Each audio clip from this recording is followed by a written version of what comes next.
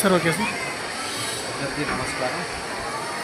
ఇది మదిలేటి నరసింహస్వామి దేవస్థానం రంగాపురం ఐదంచెర్ల మండలం నంద్యాల జిల్లాలో ఈరోజు తొలి ఏకాదశి పూజలు జరిగాయి.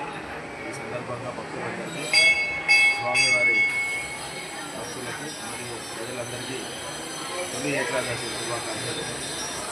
ఈ సంవత్సరం అంటే రైతులకు ముఖ్యంగా ఈ ఏకాదశి నుంచి పంటక కాలం మొదలవుతుంది. సో అందరికీ పూజ సంతోషాలతో ఉండాలని రాష్ట్రంలో ఇంకా అభివృద్ధి చెందాలని మనసారా కోరుకుంటున్నాం.